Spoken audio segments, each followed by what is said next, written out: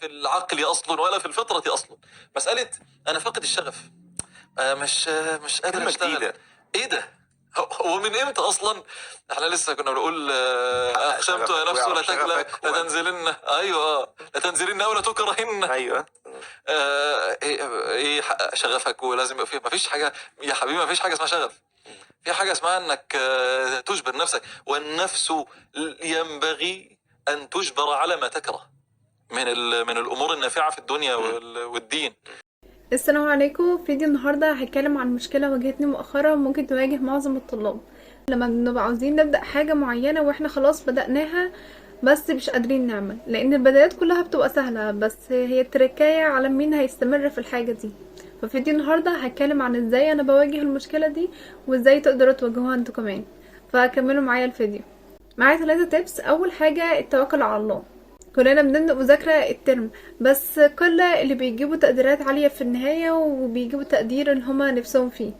فليه بيحصل كده؟ هي الموضوع بس ان انت لازم تجبر نفسك على ان انت تعمل الحاجة دي وعلى الامور النافعة اللي انت هتستفيد منها بعدين. مش هتلاقي نتيجتها اول ما تعمل حاجة تلاقي نتيجتها على طول. فانت محتاج 3 حاجات: الصبر والعزيمة والاستمرارية. انك تصبر على اللي انت بتعمله ويبقى عندك عزيمة انت داخلية، مش يبقى شغف او طاقتك اللي هو مؤقتة بس وتحط لها اولوية ان انت عاوز بس تجيلك شغف دلوقتي انا هذاكر دلوقتي. لا، احنا مش هنستعمل الشغف ولا هندي طاقتنا كلنا للشغف.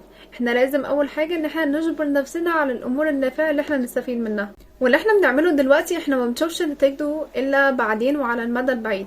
انت مثلا بتذاكر بداية الترم، بتبدأ تذاكر مثلا انت توتال كل المحاضرات 12 محاضرة، انت بتبدأ اللي هو اسبوع واسبوع لو بتاخد محاضرة وكده. في اخر السنة بتاخد اللي هو تذاكر 12، تكون ذاكرت ال 12 محاضرة خلاص، فبتبدأ تمتحن عليهم. انت بقى ده بيبقى تراكمات فتجيب النتيجة. لو انت ذاكرت هتجيب اكيد نتيجة عالية، فهي بتبقى متراكمات وانت بتشوفي نتيجة على المدى البعيد. فهي محتاجة صبر وعزيمة واستمرارية. ما تحملش نفسك على اكتر من طاقتها. يعني انت مثلا انت قادر دلوقتي النهاردة ان انت مثلا تذاكر درسين وانت هتذاكرهم بتركيز وفهم، بس انت هتذاكر درسين وهتلم كل المعلومات عنه، احسن بكتير من انت تذاكر النهارده 5 دروس يبقى مثلا توتال مثلا انت وقعت في النص او تركيزك قل وانت ضاغط على نفسك قوي ان انت لازم تذاكر 5.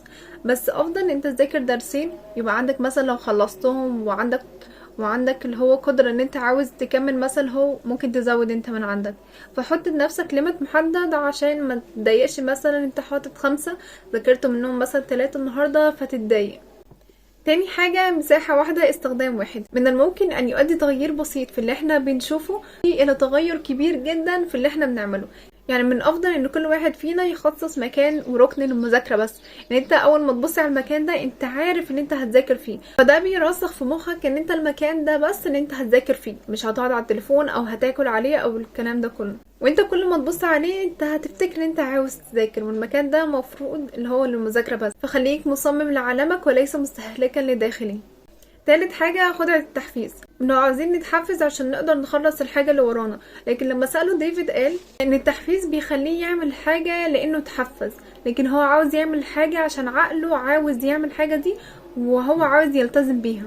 وفي اخر الفيديو جيب ورقة وقلم فاضية واكتب الحاجات اللي هي بتعطلك عن الحاجة اللي انت عاوز تعملها وتكمل اللي انت بدأته. بس ده كان فيديو النهاردة، يا رب يكونوا استفدتوا ويتوكلوا على الله واعملوا اللي تقدروا عليه. لا يكلف الله نفسا الا وسعها، فانت كمل واقدر واعمل اللي عليك. بالتوفيق ان شاء الله.